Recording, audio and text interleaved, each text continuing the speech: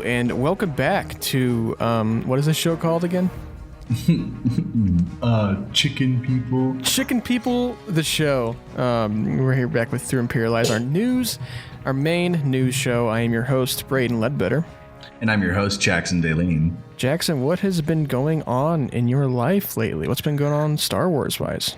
Not a crazy amount. I'm currently working through Cavan Scott, The Rising Storm, the new High Republic novel, which is pretty good so far. I'm not too far into it to give a full thought process of it, but yeah, did that. I found Star Wars Battlefront 2, the original for my PlayStation. I started playing that today and started that campaign. It was really funny just instantly hearing Tem's voice of that, what I remember of the 501st, and you're like, that instant nostalgia. Back when like it was so easy for them to get him in for like a voice for something. Yeah. No, it's funny. I forgot how like Revenge of the Sith catered it is. Like all of the heroes, like Ayla Secura and like Ki-Adi-Mundi are like heroes in it, and I forgot that Anakin's on the dark side.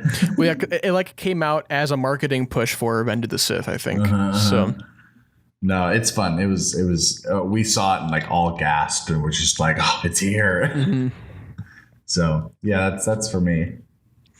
Nice. I haven't been up to too much Star Wars besides I did pick up. So I went to all the Targets like in my vicinity didn't have any copies of The Rising Storm. I don't know what's going on with Target and their High Republic, because it was the same with Into the Dark. I had to go to a Barnes & Noble like a half hour away to get a copy of Into the Dark on its release day. So I don't know what Target and Del Rey, what the issue is there. But I went to the Target and I got the exclusive cover, the Target exclusive cover, which I like. I like this cover a lot better than the that's a cool one. than the stock one, because it reminds me a lot more of the Light of the Jedi cover. Yeah, it's not I agree. In my opinion, it's just not as plain and boring looking. But I'm about 16 chapters into Rising Storm. I really like it. I really love the way Cavan Scott writes, just in general. I think he's very detail oriented, and I think that hopefully by next week we should be ready to get a review out for that. And then what else? I also picked up Race to Crash Point Tower, the other book that came out. That's cool. I'll probably read that after I finish Test of Courage, because I still haven't finished Test of Courage.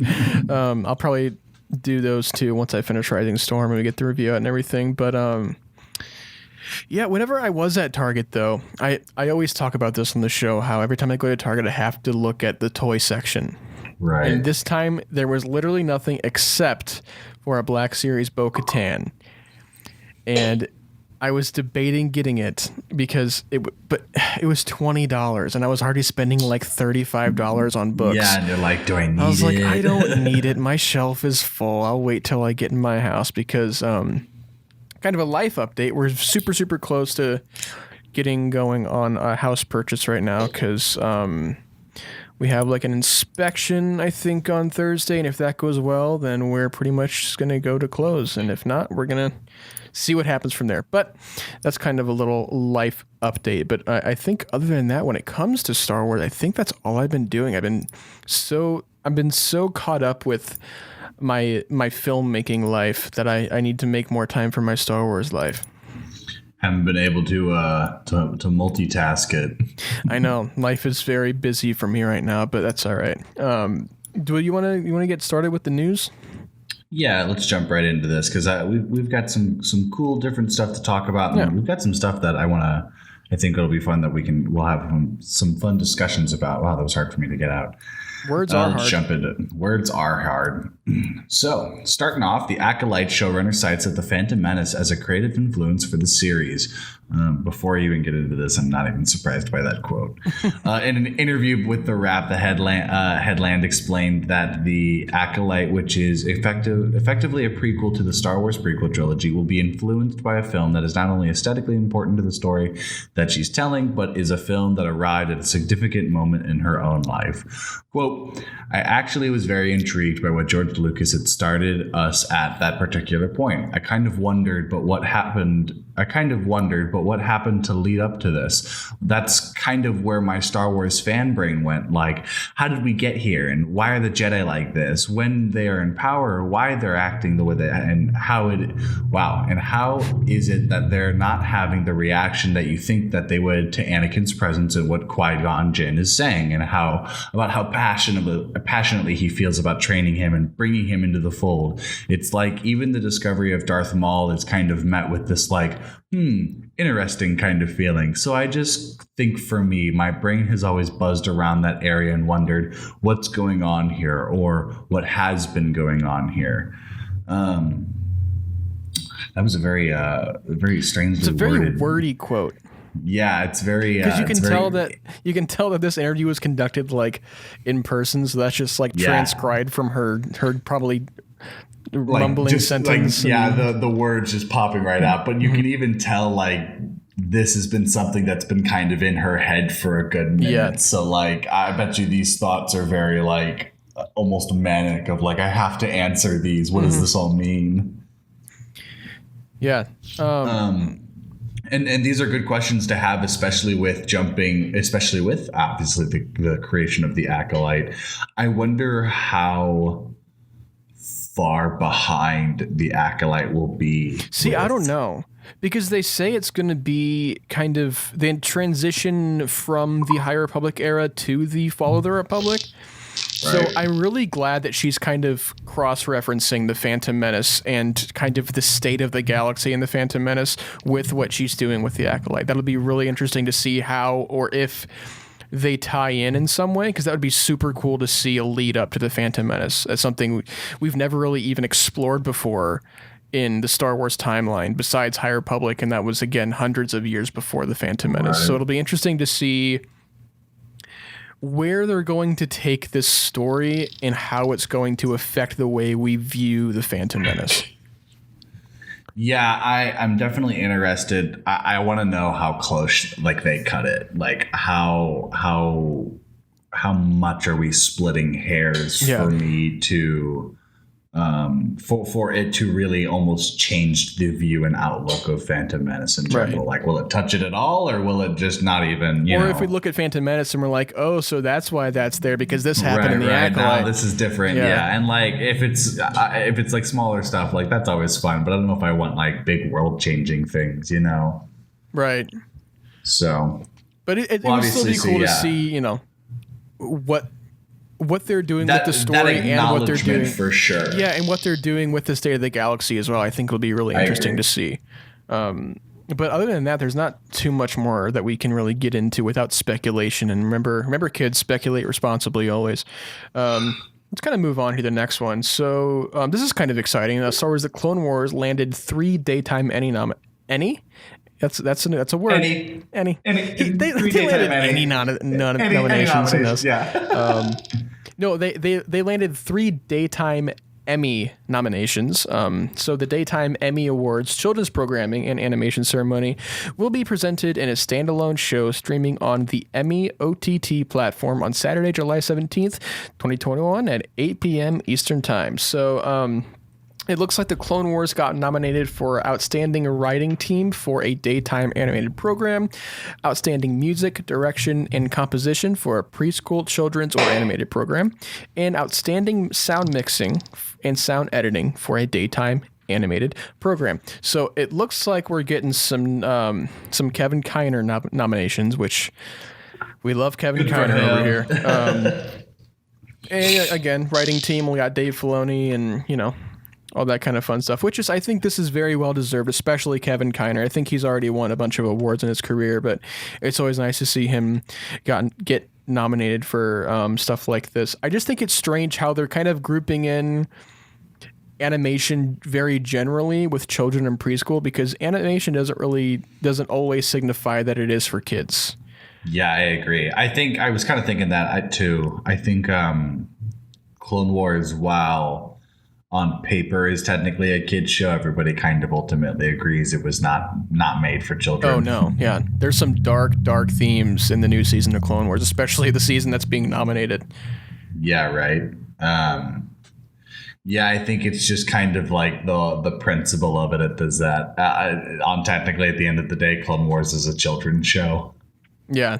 But even then, I mean, I think it's probably, it's this Emmy award thing. It's probably always been grouped in for a while, back whenever animation was probably still very exclusive to children. So nothing too hard against them. But either way, congratulations to everyone who was nominated over the Clone Wars. I hope they win something. That would be very nice. And if not, you were recognized for your greatness. If not, then we'd take back everything we just said. You could have done better. Next up, the National Air and Space Museum is to display Poe Dameron's X-Wing from The Rise of Skywalker. So the National Air and Space Museum, which is located in Washington, D.C. in America, here in the U.S. of A's, part of the Smithsonian Museum, announced that Poe Dameron's X-Wing from The Rise of Skywalker is currently being restored and prepared to go on display sometime in 2022. The full-size vehicle might not be 100% ready until next year, but visitors are supposedly able to catch a glimpse of it right now.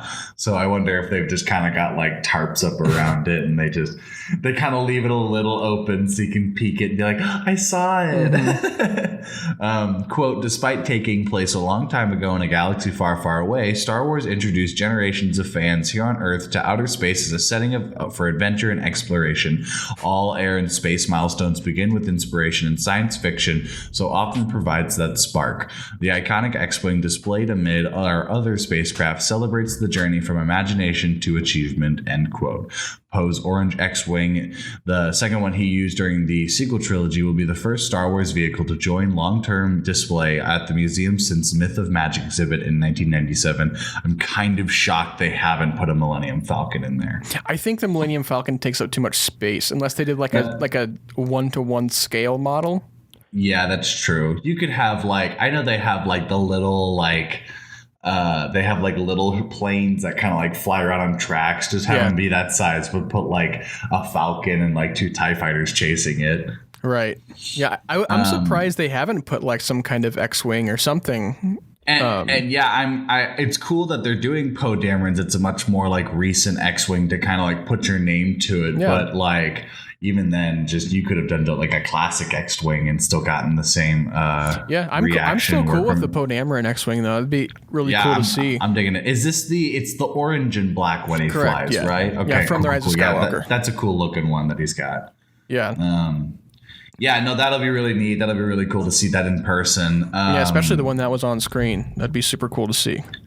I'm going to Galaxy's Edge in 2 weeks. You're gonna have to do a little bit of vlogging for our socials. I'm only gonna be able to be there for 4 or 5 hours because we're doing a park hopper pass, and I plan to literally just I'm gonna take a bunch of pictures and then try to get as much little stuff that I can get. I probably won't get a custom lightsaber. I'm just gonna hit the shops and I'll try to ride the Falcon. That's going to be the ride that I at least want to. Yeah, you're going to have to check in early for that, though. That's kind of my plan is to see what I can do with it and jump in. Yeah, I don't know if you'll have time for Rise of Resistance. I know I won't have time for Rise of without Resistance. Without fail, it's an hour and a half to 2 hour wait. Yeah, and you have to prep the day before for it all and shit. And not worth it. Yeah, you have to wait until you get a full day in Galaxy's Edge for that one. No, my plan's to go shopping. I want to get some knickknacks and just different stuff. Chill out at the canteen. Is the cantina open yet? I know it was closed for a while. I don't know. I think it might be. I know I keep seeing TikToks on all of the food stuff because Avengers Campus is up out in California. And I keep seeing. Are you going to Disney World or Land? World. Okay. Yeah, I'm going to Florida. Gotcha. But the reason I bring that up was because relating to this Poe Dameron's X-Wing is that they've got obviously the Falcon there, but then I think they have their own X-Wing as well, and they also have this really cool. It's called they have a concept of one of Kylo Ren's ships from the unmade Colin Trevorrow version. Ooh, that's cool. Of Duel of the Fates. They have they had built a scale model of it and they couldn't use it, so they decided to put it in the park. I forgot what it's called. It's the word is escaping me right now, but it's called the Knife 5 or something. Okay, I'll keep an eye out for it. Check it. I'll obviously take so many pictures. I'm sure you'll be walking around for a while looking at everything. So, for sure. Yeah, I think I don't know what else they have around there. Again, I have never been, so I couldn't say. I've only drooled over videos. YouTube tours. Yeah, same. Well, cool. Let's kind of move on here. It looks like there was a new Star Wars The Old Republic expansion announcement that was leaked before it was supposed to be announced at EA Play.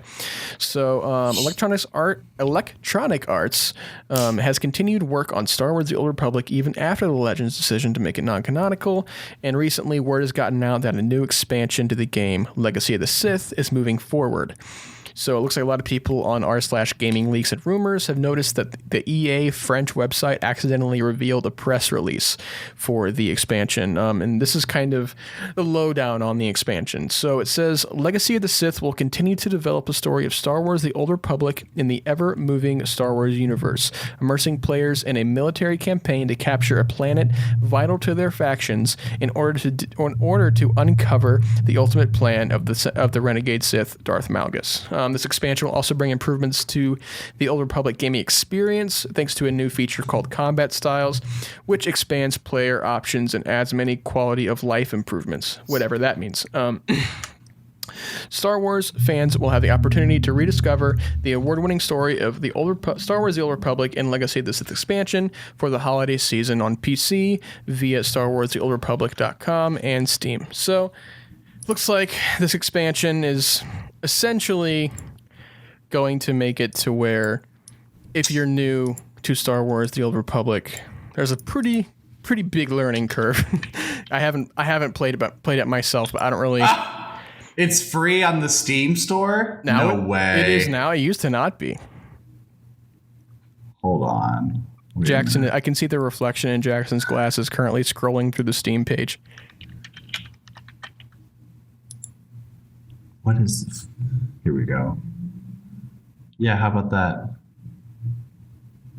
That's funny. Free to play. Huh. Okay. Well, nice. Well, have you played the MMO version? Nope. I haven't either. None of Old Republic. Yeah.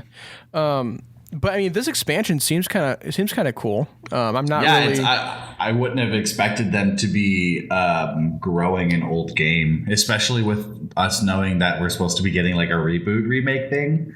Yeah, I wonder if. Well, I know they're kind of trying to remake Knights of the Old Republic. It's kind of rumored right now. Right.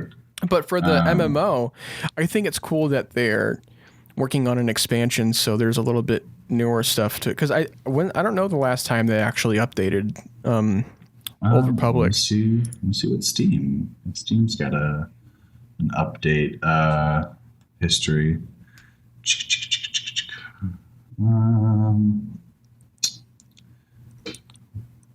I don't know. I don't want to be sitting here looking for it. Oh, yeah. Did I just view update history? I just found it right when I say. This had a regular, you can now go to Nar Shaddaa. This was June 28th, and then a random patch note May 5th. And yeah, it looks like they just get like so they're actively developing it, but for new expansions, it's... The last major update was April 27th with it introducing it's called a Flashpoint, Secrets of the Enclave. Interesting. Yeah. Unearthed secrets that brought Darth Malgus to the Jedi Enclave. Okay, so they are kind of building up to this story. Okay. I'm again, apologies for everyone who plays Star Wars The Old Republic, but I'm not really hip on the old... I didn't know it was free, so I might jump into that and honestly, give that might a try. As well. But that's cool. That story sounds fun, cool. And it's good for everybody who does play. And maybe eventually, whenever I get my life together and actually have time for things, maybe I'll hop on and try it one time. But as for right now, I guess I'll have to be speculating and drooling over Star Wars video games. But cool. What do we got next? So this is going to be my personal favorite thing that we're going to talk about today. The Star Wars Visions first look from the Disney Plus anime anthology was released and announced and shown, and we got a little bit of look at what's going to be coming out with Visions. It's a pretty cool first look. They kind of just talk about like what Visions is, which it's everything that we knew. It's a bunch of, different Japanese creators and artists and companies working together to make this anthology in the Star Wars universe, all with original Japanese animation style, which obviously were big, not animation necessarily, but Japanese styles were big influences in originally in Star Wars. So it held its own panel at the Anime Expo and showcased its, the first ever kind of trailer. It's more of kind of like a they talk to you, and pretty much. The show will take an anthology format, telling potentially canonical and non-canonical Star Wars stories from the perspectives of a variety of Japanese animators, much like previous anime anthologies based on American franchise like The Animatrix, Batman Gotham Knight, and the Halo Legends. Early on in the panel, a short video was displayed showcasing the talent working on Visions and glimpses of their work. And we'll talk about each episode and like the little glimpses of like what you see about it. So of this first season, we'll be getting stuff from Studio Colorido. They will be developing the episode Tatooine Rhapsody, which is, if you look in the first look, it's got Jabba the Hutt, some Boba Fett. Looks like it's going to be some familiar faces.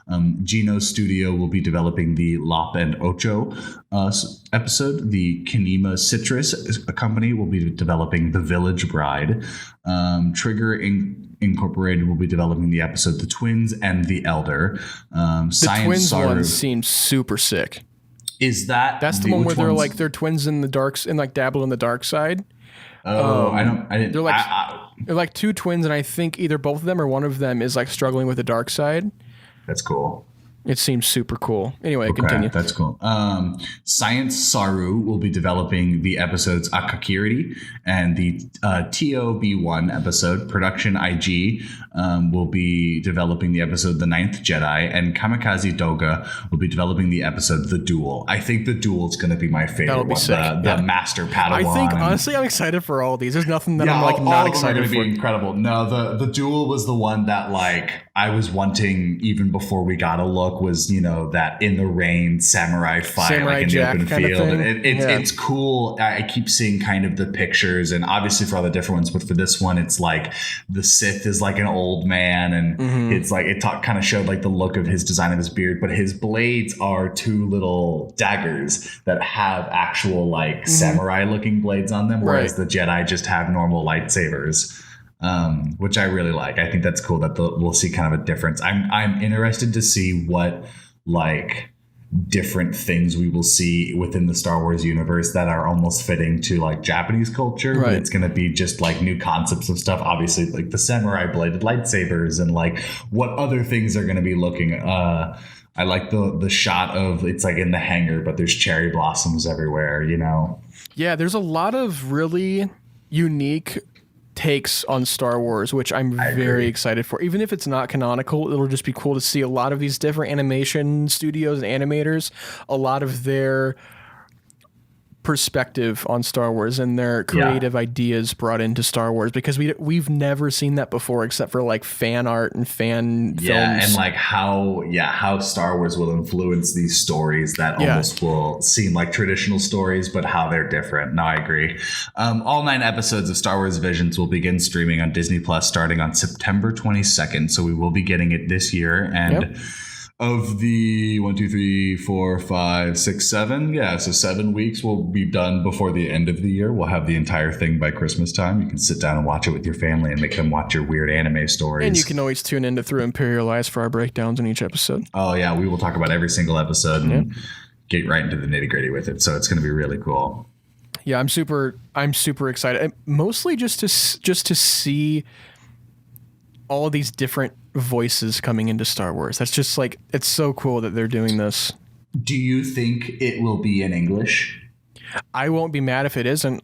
I won't be mad either. Yeah, I mean, if they want to stick to the traditional kind of, my dog just barked. I'm sorry. I heard that. If they want to stick to the traditional, like casting their own, productions and getting the traditional Japanese actors to be like voice actors to be in these productions, that would be totally cool with me. Yeah. I mean, I play heroes versus villains sometimes in Japanese just to get that immersiveness, just so to prepare for Visions. That's what it's gonna feel like. Yeah. Well, cool. Yeah, well, cool. I'm super excited as well. Let's kind of move on here.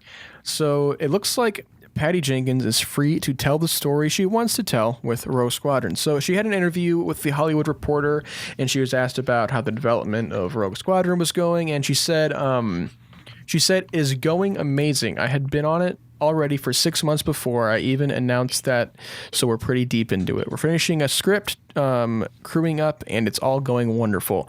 I'm so excited about the story and excited that we're the next chapter of Star Wars, which is such a responsibility and such an opportunity to really start some new things. It's really exciting in that way." So again, she's kind of restating what we've kind of known, and that she's really excited. And she's basically been given free reign to tell her story the way she wants to tell it, which I think is pretty cool. I agree. Which I'm not really surprised by that, actually, especially with. And I think they're so comfortable with doing this is because it doesn't need to tie into anything. I mean, it does need to stay canon. They do. I would be surprised if they didn't utilize the story group and how they can keep their story within the lines and boundaries of canon. They'll probably keep it within kind of a specific time frame that we don't know too much about. But exactly. I picture it. I really think it's going to be like Alphabet Squadron. It'll be like the last year or two of the war between like the New Republic and the Empire. I think it's going to be post Episode 9. I've always said that. I don't know. But who knows?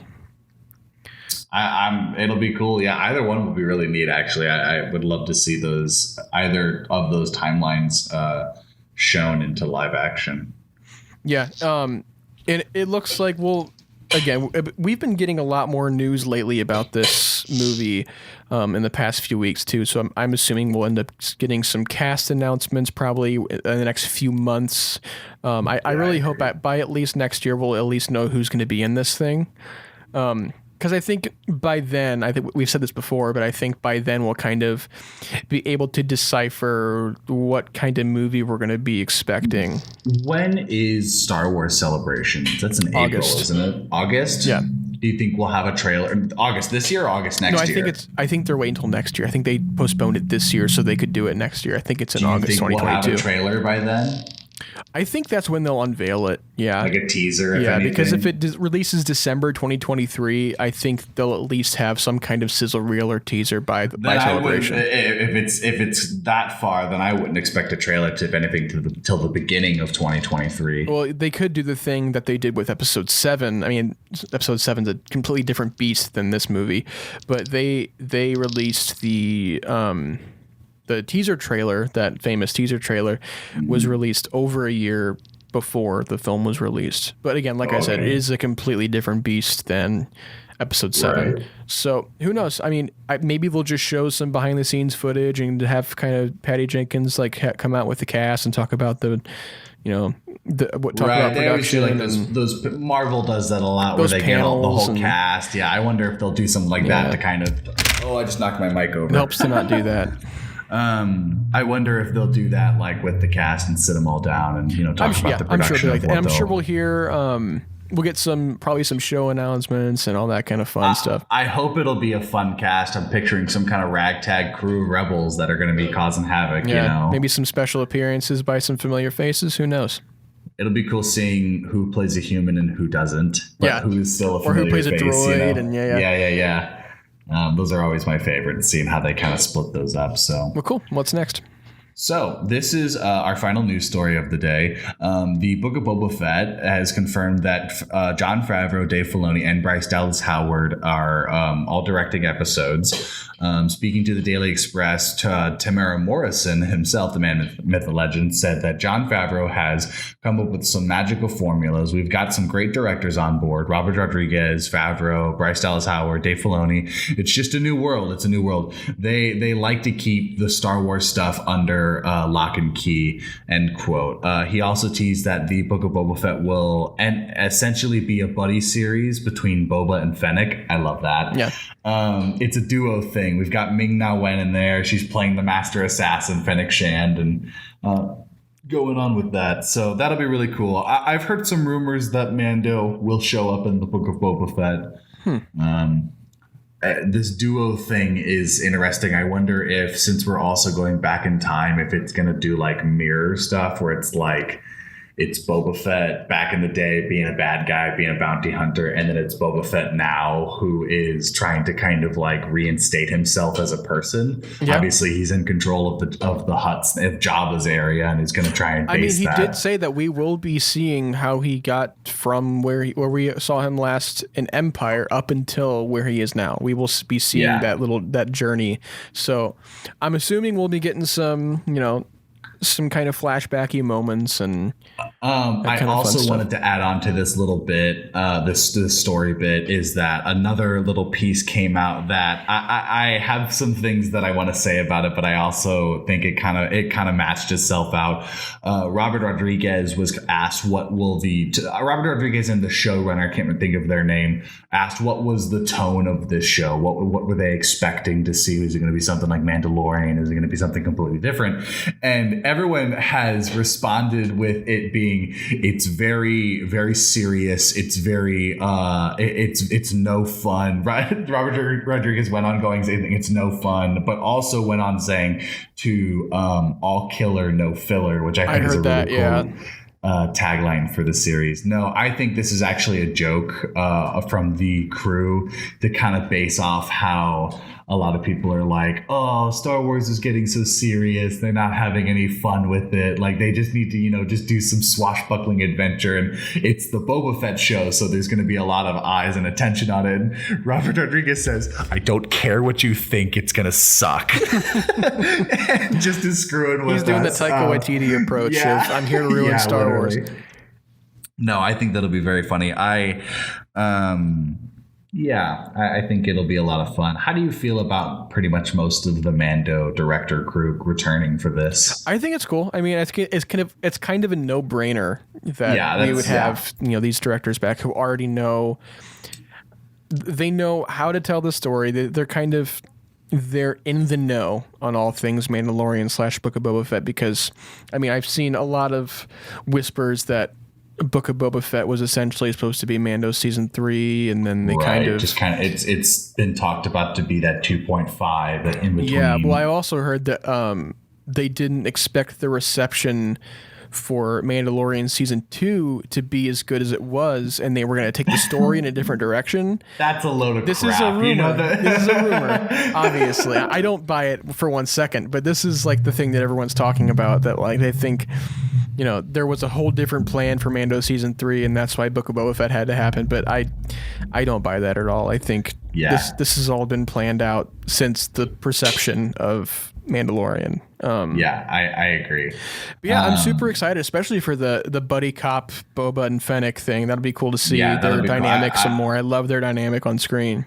I like that we are seeing 2 current points of Fennec Shand right now. I think that's a really cool character that we're expanding on, especially with her being in Bad Batch and now Mando and Boba Fett. And I think they're doing that on purpose, of showing us making Fennec likable in the Bad Batch too. Was really it's really nice that she isn't just this piece of crap bounty hunter that just wants, like, she actually kind of cares, and that's kind of cool. I agree, and I think that they'll really start to showcase her off in Book of Boba Fett. They'll really kind of show the abilities of what Ming-Na Wen can do, even more with what we've seen from her in Mando season 2. Yeah, for sure. It'll be really cool. Yeah. Well, before we get out of here, I really quick, Jackson, I want you to do a little showcase of your action figures you have behind you, because Jackson got some Phantom Menace action figures on display. You'll have to describe. You have to move your microphone so people can hear you. How pixelated is it first before I get into it? I'm not recording the call, but you have to just describe in detail what action figures you have. We'll go through all of them real quick. So right behind me, I've got like some shadow box shelves, and there's 2 of them, but I've got like a 3-tier thing. I know only Braydon can see the top of it, or the bottom of it, but I've got all my childhood figures, which are kind of in this like family portrait pose. They're all like, cool. Like I've got like the stormtrooper Han and Luke, like he's got his arm around him, and like C-3PO's waving in the back, but then like there's Palpatine and Grievous there, and like Darth Maul's from my view, it's just 3PO's arm popping up behind Palpatine. Yeah. So I found a Jedi Luke little figure at a store, and I kind of was put him in different places, and then I was just kind of like, I guess I can put them all with the childhood toys and see how he fits in. And I think it's really funny is that he's standing right next to Stormtrooper Luke, and I was like, "Aw!" I was like, "It's like a mirror."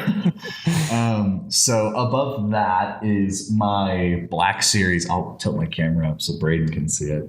I've got my Boba Fett. He's on a little figure stand. He's flying in the air, and he is fighting the trio. I've got Luke in his pilot's outfit, Leia here in her Endor outfit, and then Han here is also his Endor, but you can take his jacket off and it's just his normal like outfit. It's the vest and the shirt. That's pretty cool. Then up here is a Death Trooper being attacked by a Tusken Raider. He's like up doing the pose with his Gaddafi stick, and the Death Trooper is like laying down fighting him. And then what about the Phantom Menace ones you got behind you? So this was given to me by Alexis on, I think this is Valentine's Day. It's a pin from the 2012 re-release of Phantom Menace. Oh, okay. And it's a gold pin with a heart, and it's got C-3PO and R2-D2 on it. And then down here, these were the Phantom Menace figures I found a long time ago that were 30% off of whatever they were cost. I've got Qui-Gon Jinn and then Queen Amidala instead of slave like handmaiden Padme. This is more the red robe with the two blasters. I got Watto. There you go. And then I got Ricoli back here chilling. How many Republic credits was Watto? They were all like $6.25 maybe, just where they were being sold. I bet you they're all gone now. That store's got some like those, what were they, the Forces of Destiny or whatever figures. They're like the really bulky, like 70s looking figures, but I think they're from like the early 2000s. Oh, I don't know. I know what you're talking about though. Yeah, they've got a bunch of those too, and I might end up one day getting them. But as of right now, I think that's everything. I bought a statue a long time ago of Vader that I've got. And, I've got him, and then I built my TIE Striker, which sits on top of my computer now. Wow, this turned into a Jackson setup tour. Yeah, no, literally. I've got my Stormtrooper, my Kylo Ren in front of my monitor, and make sure you show us your keyboard and your mouse pad. Make sure the mouse pad's in there. The mouse pad just lights up, but the keyboard it's really cool. I've got, if you can see it, it's the colors section. Everyone listening has already turned this off. The color section is R2-D2, so it's all like blue. It's blue and white, but then it's got like red flashing lights and stuff on it. And yeah, it's a good fun time. All right, well, thank you for my tour. This is my home. Yes. Well, cool. I thank everybody for tuning in and listening to this week's news episode. If you'd like to find us on the social medias, you can find us on Instagram at Through Imperialized Pod, Twitter at Imperialized Pod, and YouTube. You can search up Through Imperialized Podcast. Jackson, where can they find you? You can find me on Twitter, as always, at Quackson Scaling. That's QUACKSON. Scaling like the triangle. I always forget if there's an underscore or not. Nope, and then you can follow my photography Instagram, which is at Daleen_photography. That's DALEEN_photography. Braydon, did you give your socials already? Or not did yet. Okay, I wasn't sure. Well, as always, you can find me on the Instagrams at braydonleadbetter and on Twitter at braydonleadbetter. If you want to hit up my letterbox, see what I'm watching, see what I'm reviewing, you can hit up my letterbox at braydonleadbetter. And do not be shy. Please rate and leave review on our Apple Podcasts if you have it. If you don't have an Apple Podcast, just subscribe on Spotify, subscribe on Google Podcasts, subscribe on whatever you got, because it really helps out the show, and we like it whenever the show is helped. And we are approaching our 1,000 listens mark, which is a good sign. Hell yeah. People are listening, so that's a good sign. He says people are listening, but I know he just plays it on repeat in the background I'm the while only he's one at who work. listens to this podcast. He just tunes it into himself. Yeah, I listen to it about 16 times a day just so we can keep our listens up. But as always, if you want to check us out, whenever you're listening to this tomorrow, we're going to be talking about the next episode of The Bad Batch. And if you don't care about The Bad Batch, we'll catch you next week for some more news. But until then, may the Force be with you.